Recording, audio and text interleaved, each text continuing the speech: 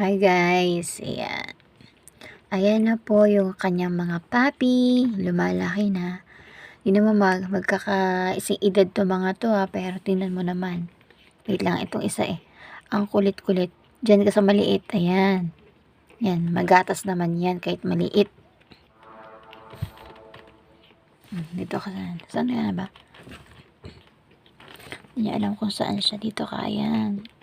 Ayan. Kailangan po every time na nagpapasuso yung nanay, lagi talaga akong bantay. Yan si Luna na maganda. Oh. Hindi ko pa naayos yung kanilang mahiwagang higaan. Pero always yan malinis, mga madam.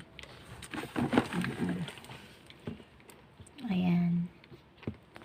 Ayan. Tuwan-tuwa ka na sa kanila kasi nga at least sa 6 po kasi yan. Ayan lang yung nabuhay. Actually, ganito kasi yun. Okay, notes lang po. Kapag po pala ikapapangalak lang ng inyong mga alaga, kailangan po pala wag mo muna ipadede yung gatas ng nanay. Kasi po pala may tendency po palang malaso ng mga papi. Hindi ko din po kasi alam kasi yung 3 po ata is nalason dun sa nanay nila. Panis po ata yung gatas ng mami ni si Luna. Yeah, siguro nagsimatay. Tapos, ayan nga, niligtas mo na nga sila para hindi magkamatay lahat. Anong nangyari talagang wala tayong magagawa. Ayan, 2 black ang natira at 1 brown. Ang cute po ng mga puppy, oh. Lalo na yan si Brown, oh. Yan, matakaw yan. Dito ka. Diyan ka. Huwag kang mang-agaw. Yan, mahilig mang-agaw ng daddy yan eh.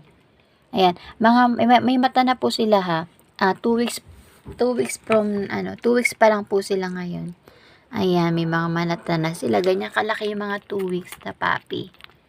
Ayan, eto si Takambal. Ayan, may pangalan na po pala sila. Pinangalan na nila. Ayan, si Brownie is Sanli ang pangalan niya. Yung black, pangalan nito Lupin. Tsaka Lupi. Diba? Lupin and Lupi. Ayan. Ganyan po sila kalakas dumede. Ayan po, ganyan kalaki. Kailangan po din alagaan nyo yung mga mommy dog nyo. Kasi nga, katulad yan ni Luna, nanlalatayan kapag nagpapadede. Kaya after po yan ng magpadede, ayan.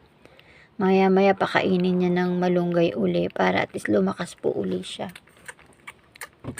Ayan, pagod na si Luna, natutulog. Ayan lang po yung update para sa mga puppy. Susunod na yan, ang cute na nga nila. Malalaki na sila nun. Naglalakad na sila.